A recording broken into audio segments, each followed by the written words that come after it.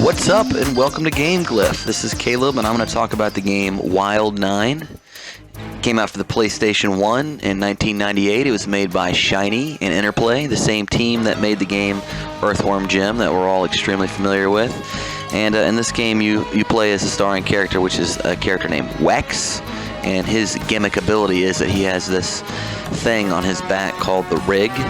And it's basically like this electro-psionic grappling mechanic that allows you to like slam and torture your enemies, which you can do in various ways. You can like set them on fire and like use them to impale on spikes that you can then walk across. You can put them in like these giant meat grinders.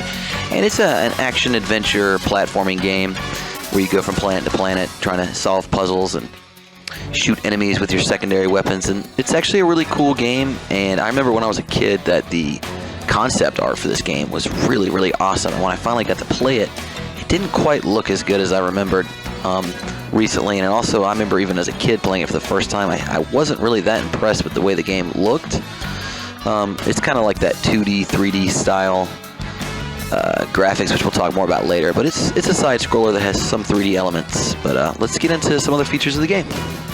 Graphics they're kind of a mixed bag. The graphics of the characters and most of the foreground and the platforming is actually 3D polygons, and the gameplay is more like 2D style, like your standard platforming. And the character models don't really translate too well polygonally.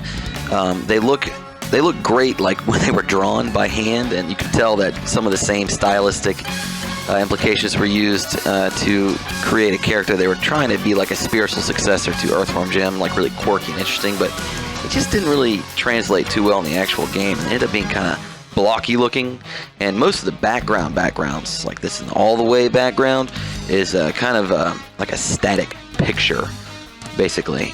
And the levels ended up being kind of boring because it was, early polygonal graphics, and this ended up being kind of boring. So I would give the graphics a 17 out of 25. The gameplay in Wild 9 is pretty simple. Once you get the hang of it, it's not hard. And it's kind of fun and can be addicting for a while. Use your grappling mechanic, the rig, to pick up and slam your enemies around, and you can actually put them into like these meat grinders or set them on fire and impale them and walk across them. You can blow them up. You can do all this crazy stuff like that. But after a while, it kind of gets old. You do have a secondary weapon, which is like these missiles that you can pick up from airdrop zones. But they're not really that common, and you end up using them mostly for like a specific reason.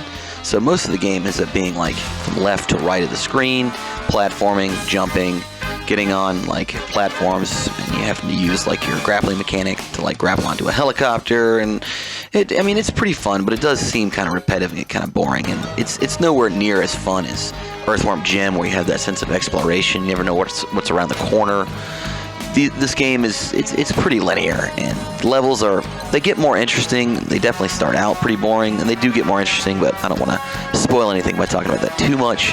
But I would give the gameplay a 15 out of 25, just because the whole torture your enemies mechanic does get kind of played out, and there's only so many variations with that. And I really enjoyed it at first, but it just kind of got mundane after a while.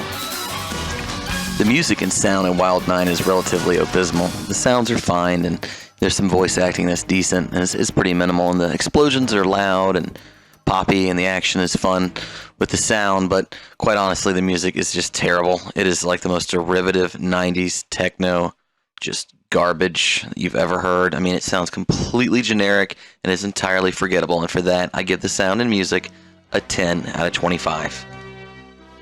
The controls work. They're tight and they're intuitive, and they're pretty responsive, and the primary way of defeating enemies works as far as you can use your grappling mechanic to slam enemies around and kill them in other violent ways. You can jump, from platform to platform. Every once in a while, because of the graphics, you can actually blame some of the platform mechanics not working perfectly for, like if you jump on something that you need to jump on top of, like to climb up to, it doesn't actually make sense because it doesn't physically look like you could, but you can. That's more of a graphics thing, but the controls are actually pretty tight, and the secondary missiles and bombs work. Again, they're sparse and not there all the time, but they do work. So I'd give the controls actually probably the highest almost out of anything in the game. I give it a 20 out of 25. Closing with the game, I'd have to say that it's not a bad game. It was really hyped up in magazines. The concept art made it look so much more interesting than it would actually be. You'd think it'd be a lot more quirky and just innovative like Earthworm Jim, but it was really pretty boring in a lot of ways after a while, and the story never really took off enough to make sense and really be cohesive. I feel like they ended up just having to rush this game for whatever reason.